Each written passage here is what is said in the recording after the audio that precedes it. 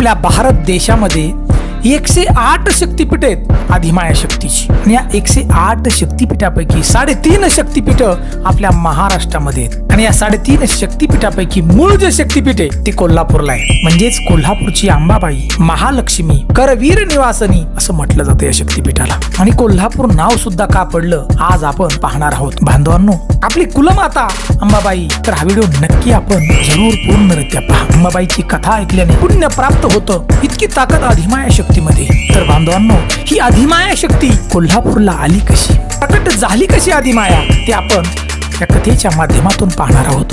मी हनुमंत पवार एका नवीन व्हिडिओ मध्ये आपलं सहर्ष स्वागत करत आहे. बांधवांनो, सती मातेचे भगवान श्रीकृष्णाने 108 भाग केले होते आणि त्या 108 भागापैकी जे नेत्र आहेत ते कोल्हापूर या ठिकाणी पडले आणि त्यामुळे अधिमाया शक्ती त्या ठिकाणी प्रकट झाली. आणि अधिमाया शक्ती म्हणजेच माता महालक्ष्मी आणि महालक्ष्मी म्हणजे की भगवान श्रीकृष्ण तर आलेच, म्हणून या ठिकाणी स्वतः भगवान श्रीकृष्ण आहेत. बघा, मंदिरामध्ये आपण जर गेला ना तर आजही आपल्या मनामध्ये एक नवीन ऊर्जा निर्माण होते अंगामध्ये आणि आपली प्रत्येक इच्छा या ठिकाणी आल्यानंतर पूर्ण होते. आपण जर मनापासून अधिमायाचं दर्शन घेतलं तर मोक्षाचा मार्ग आपल्याला प्राप्त होतो, मोकळा मार्ग होतो मोक्षाचा. इतकी ताकद अधिमाया शक्तीचे मूळ शक्तीपीठ आहे या ठिकाणी. जर मंदिराचा विचार केला बांधवांनो, हे जे मंदिर आहे अधिमाया शक्तीचं अंबाबाईचं 1,500-2 हजार वर्षापूर्वीचा इतिहास आहे या मंदिराला. आणि मंदिराचं जे मूळ निर्माण आहे अनेक ग्रंथामध्ये पुरावा सांगितला जातो.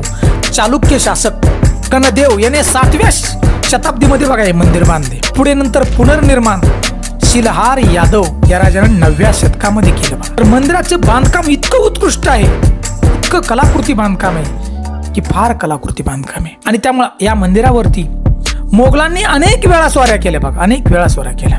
त्यावेळेला जी मूर्ती अधिमायाची पुजाऱ्यांना लपवून ठेवावी लागली होती. 1715 ते 1722 चा काळ त्यावेळेला मोगलांनी स्वारी केली. बघा, त्याच्या अगोदरच त्यावेळेला स्वराज्याचा छावा छत्रपती संभाजीराजांनी या मंदिराचं संरक्षण केलं, मंदिराचं छान बांधकाम केलं महाराजांनी. बघा, इतिहासामध्ये त्याचे अनेक पुरावे सापडतात. आणि मंदिराचा जो मुख्य गाभारा आहे बघा, या मुख्य गाभाराच्या दगडी चौथऱ्यावरती अधिमाया शक्तीची काळ्या दगडामध्ये बघा 4 फूट अशी उंच अशी मूर्ती आहे. उंच मूर्ती, देवीला 4 हात आहेत आणि 4ही हातामध्ये शंख, गदा, सुदर्शन आणि कमलफूल अशी शस्त्र आहेत मातीच्या हातामध्ये.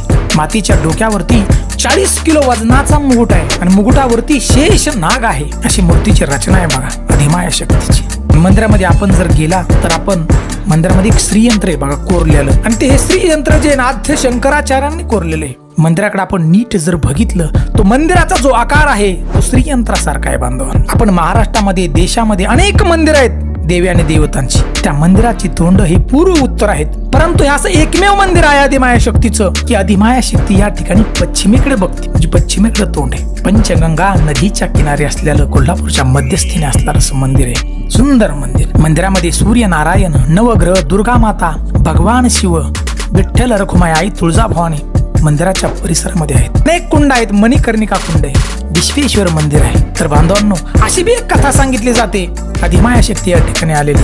कोल्हासूर नावाचा एक महाभयंकर राक्षस होता. कठोर त्याने तपश्चर्या केली, देवी आणि देवतांची कठोर तपश्चर्या केली, वरदान मागून घेतलं की देव दानव मला कुणीही मारू शकत नाही, परंतु फक्त तो श्री बोलला ना. अनेक साधू संत ऋषी यांना या राक्षसानं त्रास द्यायला चालू केला. कोल्हापूर परिसरामध्ये दंगा चालू केला. सगळीकडे ऋषींचे यज्ञ मोडायला चालू केले. त्यावेळेला सगळे ऋषी देवींच्याकडे आले, अधिमाया शक्तीकडे आले. देवी अंबाबाई वाचवा आम्हाला या राक्षसांच्या तावडीतून. त्यावेळेला अधिमाया शक्तीने दुर्गाचा अवतार घेतला होता बघा, दुर्गा मातेचा अवतार घेतला आणि या महाभयंकर राक्षसाला त्या ठिकाणी मारलं. त्यावेळेला हा राक्षस, कोल्हासूर राक्षस, अधिमाया शक्तीला शरण गेला आणि म्हणला, हे दुर्गा माता, माझी अखेरची इच्छा तुम्ही पूर्ण करा की हा जो प्रदेश आहे तो माझ्या नावानं ओळखला जाईल. दुर्गा मातेने तथास्तु म्हटलं आणि तेव्हापासून कोल्हापूर म्हटलं गेलं.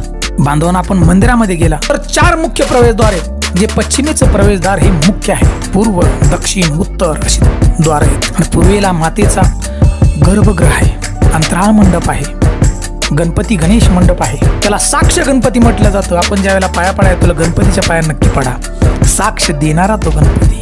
महाकाली, महासरस्वती गर्भगृह आहे. आणि अजून जर मंदिराबाबतीत सांगायचं म्हणलं, जो पूर्व दरवाजा आहे बघा 18व्या शतकामध्ये यशवंतराव दाभाडे सरकार आणि भैरवजी गायकवाड यांनी या पूर्व दरवाजाचं काम केलेले. त्या ठिकाणी शिलालेख सुद्धा अजून आहे बघा. बांधवांनो, ही अधिमाया शक्ती सगळ्या शक्तिपीठापैकी हे सगळ्यात ताकदवर हे शक्तिपीठ आहे. अहो, नवरात्र उत्सवामध्ये आपण जा, 9 दिवस वेगवेगळ्या प्रकारे मातीची पूजा केली जाते बघा. अशी कथा सांगितली जाते अनेक ग्रंथामध्ये. आजही आपण बांधवांनो तिरुपती बालाजी देवस्थान पाहिलं असेल तर हे भगवान श्रीकृष्णांचं देवस्थान आहे. स्वतः या ठिकाणी भगवान श्रीकृष्ण आहेत आणि त्या ठिकाणून माता लक्ष्मी रुसून कोल्हापूरला आली असं सांगितलं जातं. आजही तिरुपती देवस्थान वर्षातून 2 वेळा महालक्ष्मीला त्या ठिकाणून साडी पाठवली जाते. बांधवांनो, आज जर आपण तिरुपती देवस्थानला कधीही गेला आणि दर्शन घेतलं तर आपल्याला अंबाबाईचं दर्शन घेणं गरजेचं आहे. तरच आपली यात्रा तिरुपतीची पूर्ण होते. बांधवांनो, एवढंच नाही तर वर्षातून एकदा बघा, मार्च महिन्यामध्ये 2दा स्वतः सूर्यनारायण या ठिकाणी मातेच्या पायावरती येतात. सूर्यनारायण किरणोत्सव त्याला म्हणतो आपण, की सूर्यनारायणाची किरणं मातेच्या पायावरती पडतात. आजच्या या कलियुगात सुद्धा हा चमत्कार आहे त्या ठिकाणी.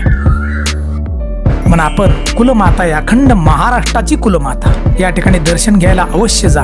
जर मनापासून आपण दर्शन मातेचं घेतलं, श्रद्धेनं घेतलं, भक्तिभावानं घेतलं तर मोक्षाचा मार्ग मोकळा होणार ही निश्चित, त्यात तीळ मात्र शंका नाही. बांधवांनो, 350-400 वर्षापूर्वी छत्रपती शिवाजी महाराज, स्वराज्याचा छावा संभाजी महाराज या ठिकाणी येत होते बघा दर्शन घ्यायला मातेचं. अहो, यांनी दर्शन घेतलं, मग आपण घ्यायला काय हरकत आहे, आपण मानायला काय हरकत आहे. म्हणून आपण कोल्हापूरच्या अंबाबाई म्हणजेच महालक्ष्मी आपण अवश्य या आणि दर्शन घ्या. आपल्या जीवनातली सगळी संकट दूर होऊन जातील.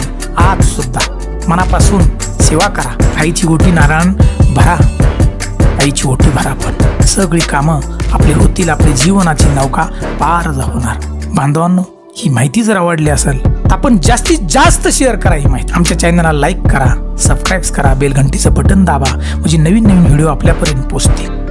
आणि आम्हाला कमेंट द्या. कोल्हापूरच्या अंबाबाईच्या नावानं उदो उदो अशी आम्हाला नक्की कमेंट द्या.